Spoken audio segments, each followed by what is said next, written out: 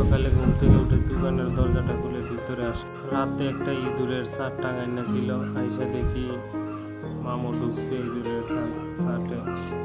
মামুকে নিয়ে একটা ভিডিও বানালাম। দেখেন পাকার কি অবস্থা, পাকা কেটে ফেলছে, সে কেটে মাটি উঠাচ্ছে।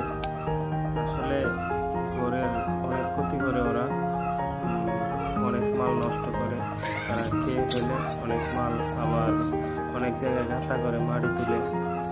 আজকে মামু লাগছে ছাদে, মামুকে একটু জলে চুবাবো। দেখেন কি সুন্দর মামু মারা যায়। দেখেন কত বড় ইঁদুর ভাই, অনেক বড়। আর প্রতিদিন হয় অনেক জ্বালায়, অনেক মাটি তুলে, সামনে বাতিজা ছিল, ওই দিকে দৌড় দিছে। কত বড় ইঁদুর, আসলে অনেক বড়।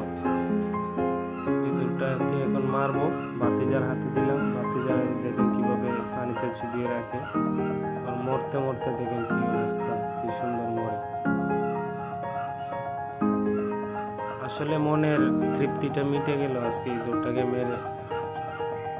দেখতে থাকুন আপনারা সবাই, কতক্ষণ লাগে মরতে।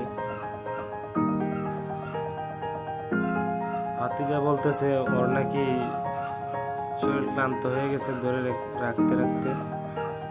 দেখেন সুন্দর একটা ভিউ আছে আমাদের এদিকে, ঘরটা হচ্ছে পানির উপরে, অনেক সুন্দর ভিউ। তো দেখতে থাকুন সবাই। বড় ইঞ্জিনিয়ারের কাছে দিয়ে দিলাম, ওই আবার তুলে তুলে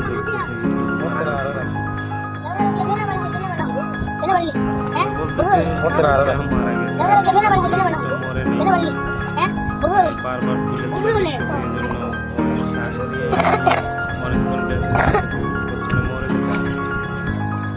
অনেকক্ষণ ফাইনালি শেষ পর্যন্ত মরে গেছে। বের করবো, অনেক সুন্দর না, কি সুন্দর। মাটির তলে যা শক্তি ওর, কিন্তু ইঞ্জিরা ঢুকে গেলে কোনো শক্তি নেই। হয়তো আর কোনো ইঁদুর নেই, পরবর্তীতে যদি থাকে তাহলে আপনাদেরকে দেখাবো ইঁদুর আছে কিনা।